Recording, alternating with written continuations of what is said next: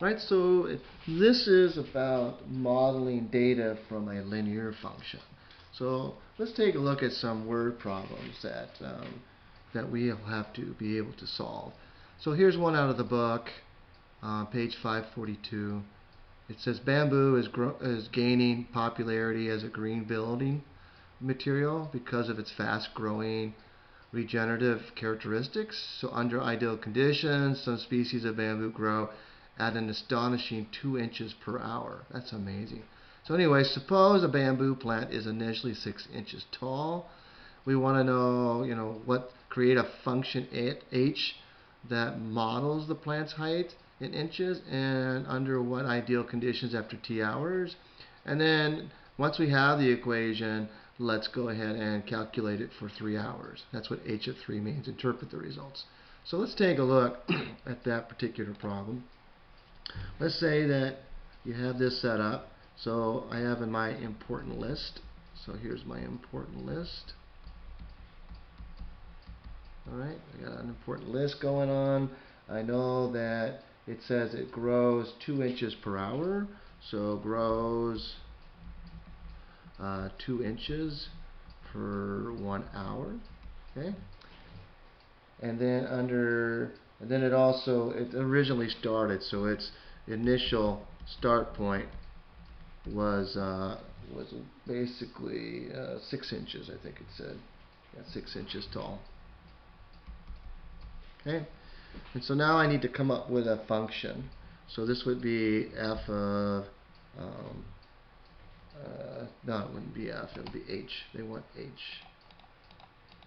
So this is h of t is equal to, well, here is my constant rate that's going on, so that's got to be 2 inches per 1 hour multiplied by the t, and then this is where it started with, so that would be plus 6.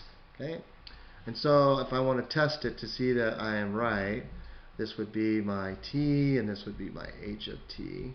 And so I would say, okay, at 0 time, I would get 6, because that's what it says here. So 0 times 2 is 0, plus 6 is 6. So that works.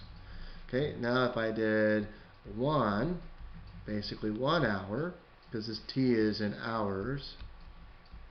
Okay, that's the number of hours. And h is the total length. Okay, so that's nice to have that. So after 1 hour, I put that 1 in, and so 1 times 2 is 2, and 6 makes 8. So there's that.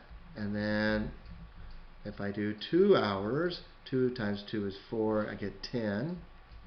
So I can see that as I go, it's increasing by 2, and this is increasing by 1.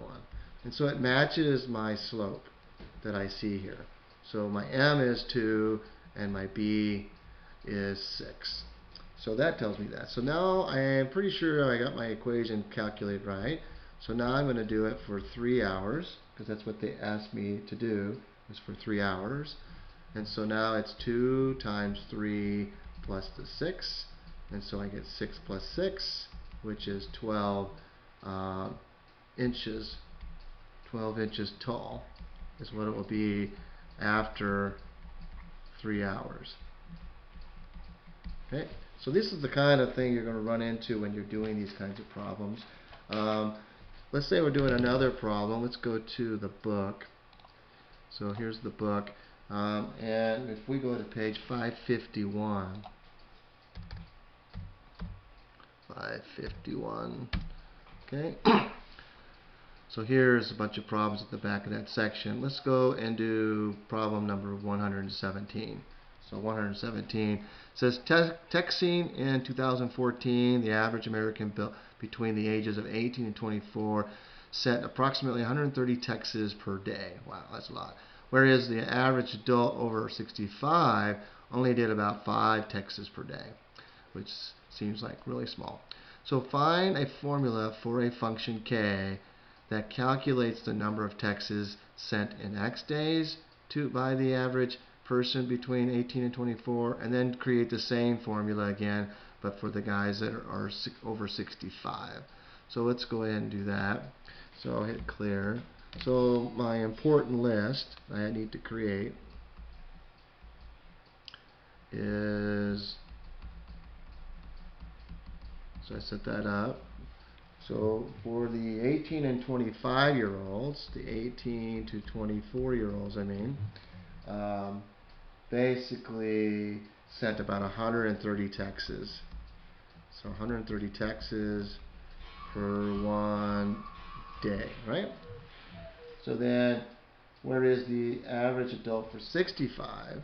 So 65, they did about 5 texts per day. Okay, and there is no start point. So that tells us if we're going to do our formula for the 18 to 24, that would be k of, and so we need to do our variables. So we have, let's say, we'll do, well, they said k would be a function for the x days. So k is going to be the number of texts. So the number of texts, and x, they said to use x, I believe. X is the number of days. So this is the number of days. Okay. So this is k of x equal to, and it's 130 texts per day. So this would be 130 times x. So that if I did 0 days, then I would get 0 texts. And if I did 1 day, it'd be 130. So that shows me my formula for the 18 to 24 year olds. And then we have B for the 65 year olds and up. That would be k of x equal to 5 times x. Okay, and that's the 65 year olds and up. Okay, so now they just want you to calculate what it would be for both of them if it was 365. And I guess they wanted this not to be for the 65-year-olds up, but they wanted that to be A for some reason. So I guess that's just going to be A. So we'll just go ahead and say that it's A for the adults, I guess. So if I do that, K of 365, which is like a year, then that's 130 times 365. So if we take our calculator and multiply those out, 130 times 365, that comes to a total of 8,450 texts. Okay, that's done in 1 year. Okay, if I do the other one for the 65-year-olds and up, that's just 5 times 365, and so that's 5 times 365, and so that's about 1,825 texts in a day in 1 year. Okay, and so that's showing you, wow, a significant difference between what the younger generation is doing versus the older generation. The older generation does not want to do that. Maybe it's all sorts of reasons, but I mean, we can list them all, to arthritis, to it just seems they just don't, their friends don't have phones, you know, that kind of thing. So generation gaps do have reasons for ones that have high increase and those who have low increase. So this is just another type of problem that you would be faced to solve in the homework and quizzes, where you have to make an important list, and then from that make your linear functions from that.